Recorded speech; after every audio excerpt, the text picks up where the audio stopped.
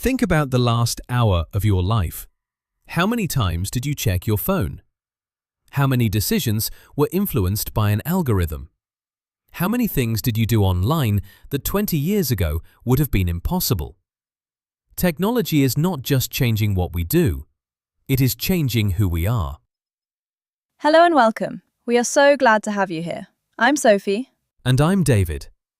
It is genuinely lovely to have you here with us today. Before we begin, and today's conversation is one I think you will find genuinely fascinating, we have a small and warm request. If you are enjoying these episodes, it would mean the world to us if you could like this video. It takes just 1 second and it helps other English learners around the world find us. And if you haven't subscribed yet, we would be truly grateful if you did. Just press that subscribe button so you never miss a new episode. We put so much care into every conversation we have, and knowing you are here with us makes it all worthwhile. Right. Today we are talking about one of the most significant forces shaping modern life: technology, and specifically, how it is changing our daily lives in ways both wonderful and deeply complicated. And we are going to look at this through 5 lenses. How smartphones have transformed the way we communicate, how artificial intelligence is reshaping education and the workplace, the relationship between social media and mental health, the revolution of online learning, and finally, where all of this is heading. What does the future actually look like? It is a big conversation, but I think an important one. And as always, we will try to be balanced. Because technology is not simply good or bad, it is powerful. And powerful things deserve careful thought. Shall we begin? Let's Start with something that is sitting in almost every pocket and bag in the world right now: the smartphone. David, can you remember life before smartphones? I can, just about. I remember having a phone that could make calls and send text messages, and that was genuinely considered extraordinary at the time. The idea that you would carry a device in your pocket that could access all human knowledge, navigate you anywhere in the world, translate any language, and connect you instantly to anyone on Earth, that would have seemed like science fiction. And yet, here we are. And I think it is worth pausing to appreciate just how fundamentally smartphones changed communication. Because the change was not just technological, it was social and psychological. Before smartphones, communication had natural boundaries. You were reachable when you were at home or at your desk. When you left the house, you were essentially unreachable. And there was something genuinely valuable about that, a kind of freedom in being uncontactable. That freedom has essentially disappeared. We are now reachable everywhere, all the time. And while that brings enormous convenience, being able to reach someone instantly in an emergency, coordinating plans in real time, staying close to people who live far away, it also brings a kind of pressure that previous generations never experienced. The pressure of permanent availability. The expectation that you will respond quickly. The anxiety of leaving a message unread. These are genuinely new psychological burdens that came with the smartphone. And then there is the question of how the quality of communication has changed. We communicate more than ever before. More messages, more interactions, more connections. But many people report feeling lonelier than previous generations did. Which seems paradoxical. How can you be more connected and more lonely simultaneously? I think the answer lies in the difference between quantity and quality.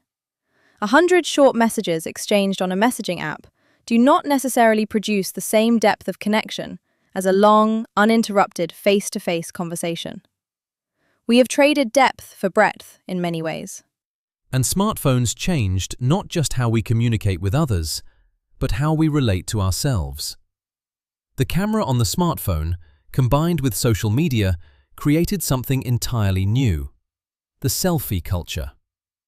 The constant documentation of one's own life. The performance of identity for an audience. Which has profound implications for how people understand themselves, particularly young people, who have grown up with this as their normal. When your sense of self is partly constructed through the reactions of an online audience, through likes and comments and shares. That is a very different psychological experience from previous generations.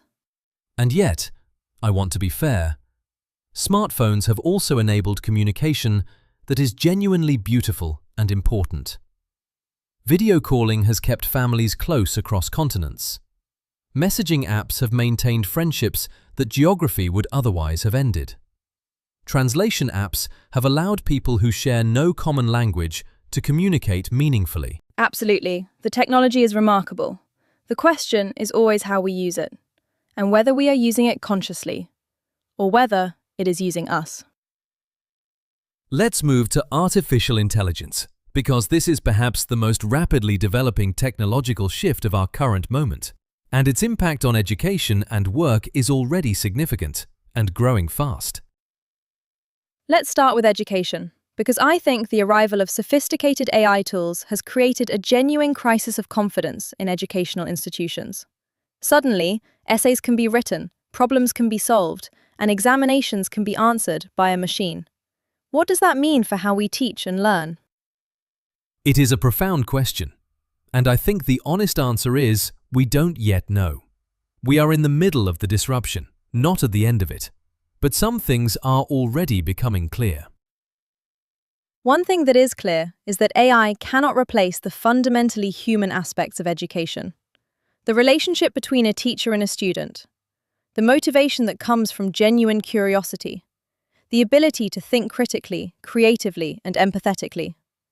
These are not things any AI can replicate.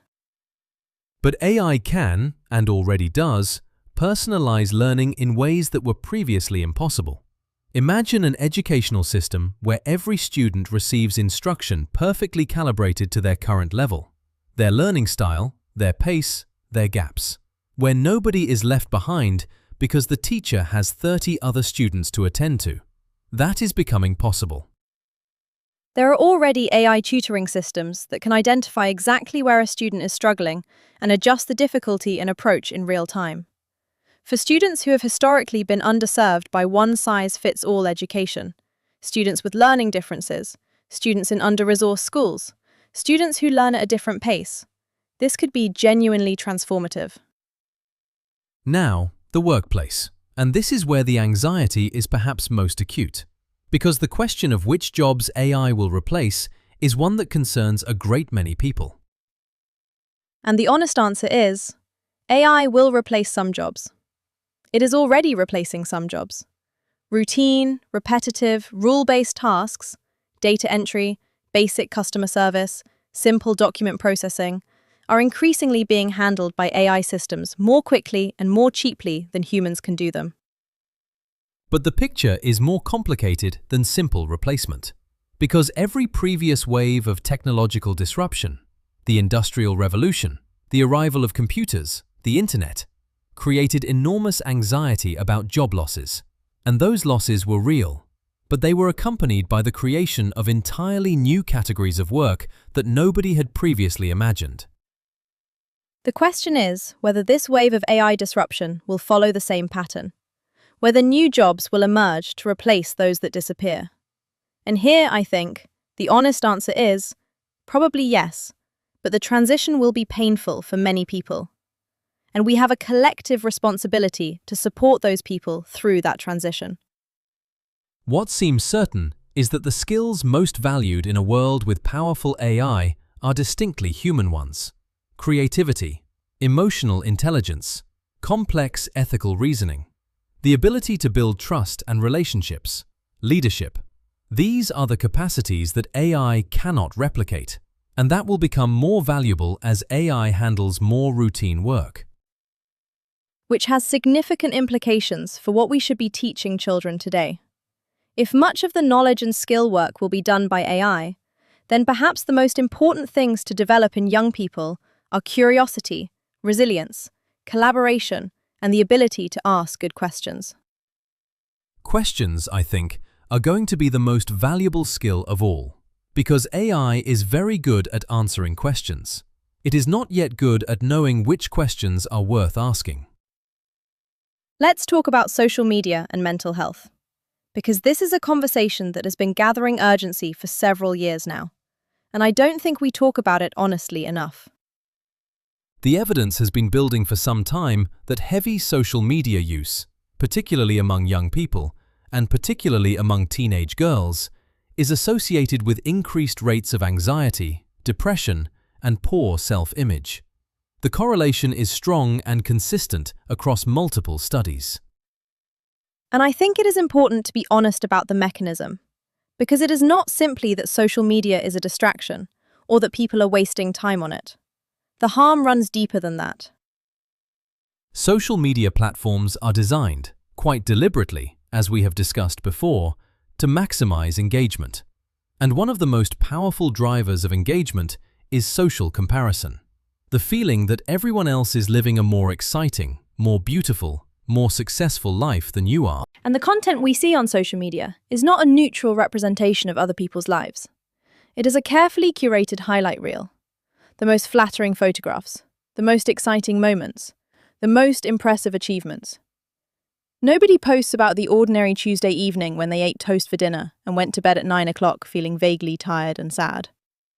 But when you spend hours consuming that curated content, when your brain is exposed hour after hour to images of apparently perfect lives, apparently perfect bodies, apparently perfect relationships, the psychological effect is cumulative and real.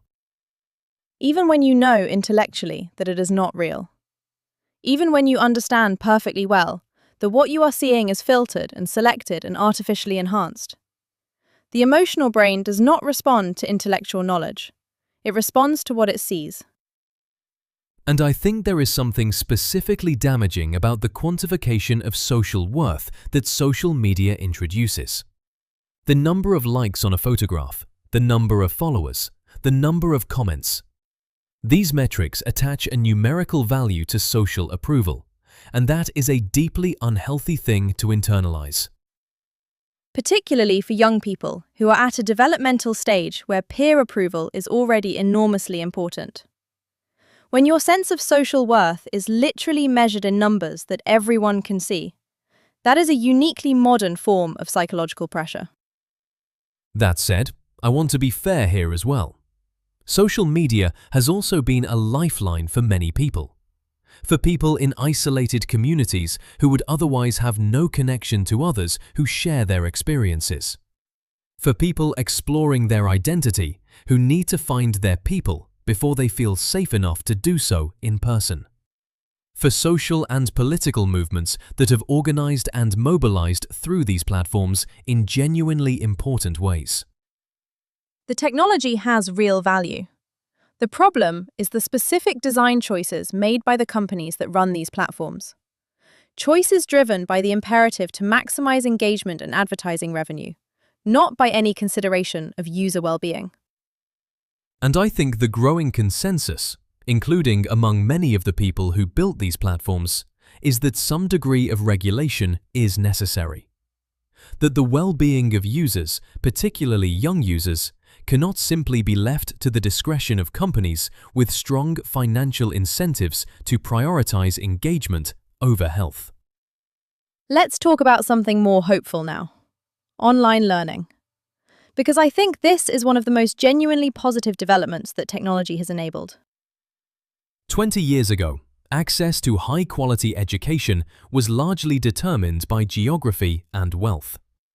If you lived in a major city in a wealthy country, you had access to excellent schools, universities, libraries, and cultural institutions. If you lived anywhere else, you had much less. Online learning has changed that equation significantly. Today, anyone with an internet connection can access lectures from the world's leading universities, courses taught by genuine experts in every field imaginable, and communities of learners from every corner of the world, for free or at a fraction of the cost of traditional education. And I think the implications of that are profound. Knowledge, which has historically been one of the primary mechanisms of privilege and power, is becoming democratized in a genuinely unprecedented way. For language learning specifically, and this is close to our hearts, the transformation has been extraordinary. A learner in a small town with no English speakers nearby can now access authentic English conversation, expert instruction, vocabulary tools, pronunciation feedback, and a global community of fellow learners, all from their phone. Podcasts like this one are part of that ecosystem. And I find it genuinely moving to think about someone in a remote part of the world practicing their English through a conversation we're having in a recording studio.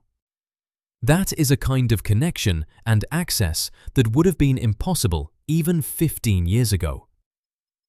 Online learning has also changed the relationship between learning and life stages. Previously, education was something that happened at the beginning of your life. School, university, perhaps some professional training, and then largely stopped. The idea of continuous lifelong learning was a nice concept but difficult to practice. Now, the tools for continuous learning are genuinely available to almost everyone. You can learn a new language, a new skill, a new subject at any age, in any location, at any pace. The barriers of time, geography, and cost have been dramatically reduced. Though I should say, they have not been eliminated. Access to reliable internet remains unequal. Time to learn is not equally distributed. The self-discipline required for self-directed learning is genuinely difficult, and not everyone has the same capacity for it. Online learning is wonderful, but it is not yet a complete solution to educational inequality. Fair point. The tools exist. The access is not yet universal. And the work of making it genuinely universal is important work that remains to be done. Right, the future. And I want to approach this carefully because I think confident predictions about technology tend to age rather badly. That is an excellent point. The history of technology is littered with spectacularly wrong predictions. People who dismissed the internet as a fad. People who predicted flying cars would be common by now. Futurism is a humbling discipline. With that caveat firmly in place, what do we think is genuinely likely over the next decade or two? I think AI is going to continue developing in ways that most of us are not yet prepared for. The systems we have now, impressive as they are likely to seem primitive compared to what will exist in 10 or 20 years. And the implications of increasingly capable AI for work, for education, for creativity, for governance, are going to require serious societal conversation. I think the relationship between the physical and digital worlds is going to continue blurring. Augmented reality, the overlaying of digital information onto the physical world, is likely to become much more integrated into daily life. The boundary between online and offline, which already feels quite permeable, may become almost invisible. I think there will be a significant pushback. It is already a significant pushback against the always-on, always-connected nature of modern digital life. As the costs of that connectivity become clearer, more people will seek ways to manage it more intentionally. There will be a growing value placed on genuine presence, on deep attention, on unmediated human experience. I hope so. I genuinely hope so. Because I think one of the things technology has made harder, and that we most need to protect, is the capacity for stillness, for quiet, for the kind of deep, undistracted attention that produces the most meaningful human experiences. Whether that is a conversation with someone you love, or reading a book that changes your mind, or sitting with a difficult problem long enough to genuinely understand it. All of these require a quality of attention that the technology of our current moment is not particularly good at supporting. And I think the most important skill of the coming decades, more important than any technical skill, will be the ability to choose where you direct your attention. To be intentional about your relationship with technology rather than passive about it. To use it as a tool, rather than being used by it. Which, I suppose, is what we are all trying to do, imperfectly, day by day. Right, today's phrase, and it is a very useful one for discussing technology. To keep pace with something. It means to move or develop at the same speed as something else, to not fall behind. You might say, it is increasingly difficult to keep pace with technological change. Or, schools are struggling to keep pace with the digital skills their students will need. To keep pace with, a phrase that feels very relevant right now. Before we go, we want to say something genuinely and from the heart. If you have enjoyed today's conversation, it would mean so much to us if you would consider liking this video. We know it is a small thing, but it makes a real difference to how many people are able to find these episodes. And every person who finds us is someone who gets to practice their English in a way that we hope feels natural and enjoyable. And if you are not yet subscribed to the channel, we would be truly grateful if you would subscribe today. We have many more conversations planned on topics that we think you will find just as interesting as today's. Subscribing means you will be the first to know when a new episode arrives, and it helps us keep making content that we genuinely care about. Thank you, sincerely, for being here, for listening, for being part of this little community we are building together. Take care of yourselves. Keep pace with the changes, and we will see you in the next episode. Bye for now. Goodbye, everyone.